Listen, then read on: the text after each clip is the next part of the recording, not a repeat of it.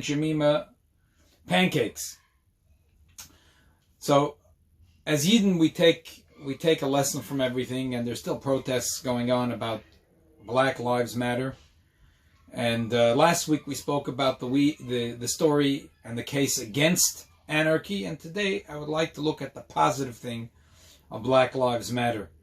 In general, as Yidden, we do see police brutality. And perhaps we don't think that defunding police might be a good idea for now because the world is not yet prepared for it.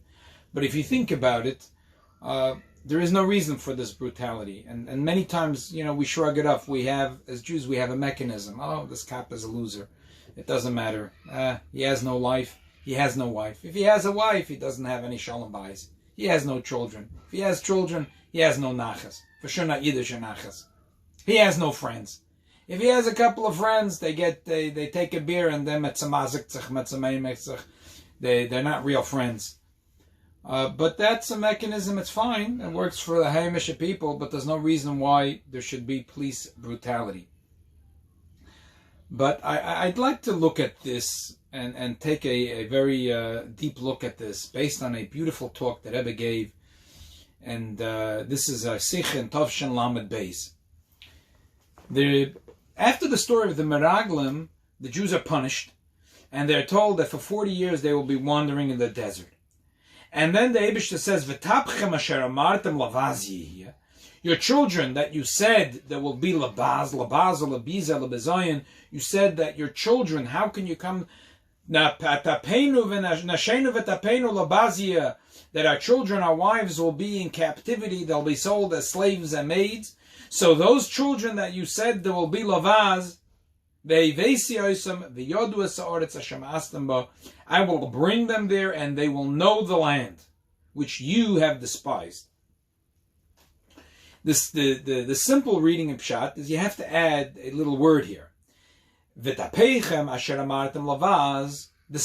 the fact that you claim the children will be lavaz, they will be in captivity, in the contrary, they will come there and they will inherit the land.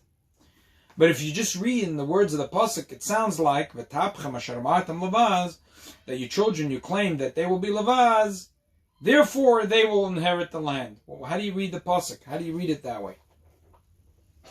So the Rebbe said that the Rebbe was talking in the heels of the 60s, of the revolution of the 60s, and the Rebbe said that when people came to this country, they were concerned about Orim Gedoylus, Betzuris B'Shamayim, skyscrapers. There was Manhattan, there was the big cities. And what's going to be, how is an uncoordinated yukkel, so to speak, coming from the old shtetl going to come into the new country? So they were very, very important to them that children get a higher education, that the children melt into the American melting pot, as they would say about the Yiddish Babi who was in the playgroup and in the yard, and she had a double carriage, and they asked her, "Who are these kids?" They said, "One is the doctor, and this is the lawyer." So there were this thought that what's going to be with our children? Lavaz, yeah. They're going to be it'll be a bizoin for the kids. The kids, how are they going to emancipate into this country? How are they going to melt into the melting pot of it? How will they be successful in the United States of America? So therefore, they have to live a life and have an education where they value higher education and where they stand in society. Basically, live a life of materialism. But what happened is, in the 60s, that the children rebelled. They couldn't stand. This wasn't true to them. They couldn't see that this is what life is all about. So they rebelled. They simply rebelled against it. They rebelled against materialism. And the Rebbe used that opportunity to start a tshuva movement. Because these people, the Rebbe didn't see them as crazies with big hair and funny clothing. The Rebbe saw them as people that are rebelling against social norms. And what are the social norms? A life of materialism, a good job, a good pension, let me live, let you live, COVID, money. And they were rebelling against it. There's a terrific book here that Rabbi Yosef Moss gave out, that the Chasana, at his daughter's chasna in this summer. So there is my story with the Rebbe. So there's a gentleman who tells a story of his yechidus with the Rebbe, and he was taking flack in the yeshiva. He was learning in RJJ, and he grew a beard. And the yeshiva said, "It's not bekavadik. You're looking like a hippie. You look like you're coming from Greenwich Village. Ben Torah has to shave his beard." And he said that the Rebbe gave him a whole monologue about the hippies, and the Rebbe kept on smiling the entire time. The Rebbe said that you should learn from them, that they're not ashamed and they're proud. The Rebbe said that the Jews were released from Mitzrayim because of three things: because they kept their names, they kept their language, their tongue, and they kept their clothing. The Rebbe said, you see, the leaders of the hippie movement, Abe Hoffman, Allen Ginsberg, Mark Rudinsky, they're keeping Jewish names, and they don't care. They're wearing hippie clothing, and they're here, and their beard, and they have their lingo, and they're proud of it. We have to learn, and we have a mitzvah in the Torah to keep a beard. And the Rebbe smiled. The Rebbe said, if you asked in the 30s, a socialist, they say, he's a Jew. In the 40s, 1940, you said a communist, he's a Jew. Today, the Rebbe said, if you go outside of New York and they ask about the hippies, they say, another problem we have from the Jews. And the Rebbe smiled and said, we can learn from them to be proud of our beards. And parenthetically, today it became in style to have beards, so it's a good opportunity to use now to influence Yidden who are perhaps till today were ashamed or had an inhibition to have a beard, to grow a beard. Back to the story of the rebellion. The Rebbe said that this is what happened in America. Parents were very concerned, and therefore they wanted they were scared of the skyscrapers. What's going to be if our children will not emancipate into America? You know, they say a story of a millionaire that he said he became rich because he couldn't become a shamash. He came from the old country and he wanted to become a shamash in a shul. But he needs to sign the checks. He couldn't write, so they fired him. So what could he do? So he started to work, and he worked on Wall Street, and he worked his way up, and he started to dabble in stocks. He became a millionaire. He said if he could sign his name in English, he would still be a shamash and a shul. So this is the rebellion. The rebellion is Tapchem asher amartem lavaz. You gave your children this education, which is that you're scared of the big skyscrapers. The children will rebel, like the Gemara says in the end of Soita, Bas Kama Mi'ima V'Kala B'Chamusa. It seems a negative that before Mashiach Hamad there will be an unbelievable chutzpah that a daughter will stand up against her mother and the daughter-in-law against her mother-in-law. And the Rebbe says we have to find a positive in this. That the child will say to Mommy, this is not tznius enough. This is not Yiddish enough. This is not deep enough. I want to daven with more kavanah. I want to dress with better tznius. And that will be the way we will channel the chutzpah of the young generation before Mashiach comes. And that's what the Eibishter said. Ta'apchem asher amartem lavaz, not despite you said. Because you showed your children that you're so worried about Odom Gedolos Betzuras B'Shamayim, what the guy is thinking. The guy. The child sees that this is not true. The dubis nespal from the goy. You're scared of the goy, so the child will rebel against you, and he will take arms, and he will say, "The Eibishter says, Ola Nala, v'yarash nois, and we will succeed."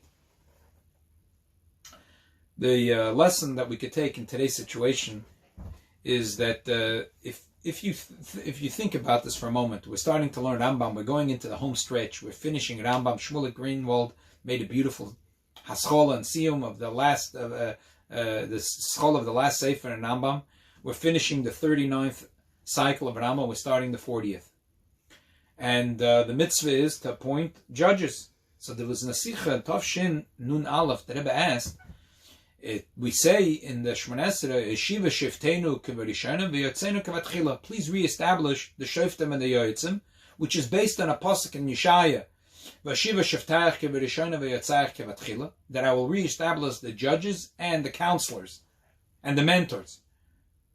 Wait a minute, that's not the mitzvah is shoftim v'shoitrim, judges and police. Like the Medrash says, "Im ein shoiter, ein shofet." If there's no police, there's no judge, because if the judge says to do something and there is no police force to enforce it, what value is it to the words of the judge? But the Rebbe says when Mashiach will come, who needs police? Who needs police? A person's the tree is screaming that Shabbos hayem. A person doesn't want to steal. Why would he need a shoiter? If there's a dispute, we need to go to the shofet. But then a person wants to be more ethical, so he will go to the yoyetz, to a counselor, to a guidance, to a mashpia, for guidance. How can I grow spiritually? So we are asking, so even though originally we had a shoiter, a police, but instead of the police, we're going to have a yoyetz, an advisor, a counselor, a mentor, a mashpia, to teach you and to guide you. So there is really truth. There is a rebellion going on. Perhaps the people that are saying it, lo yoda maika chazi, they don't know what they're saying, but they're saying the truth. It's time to defund the police. We don't need police. Unfortunately, the people that are saying it, the setup maybe not so straight, because the foundation of such a society needs to be that we believe in absolutes. There is a Ribono Shel Olam, there's an eye that sees, and everything is recorded, and therefore honesty, integrity is our bread and butter.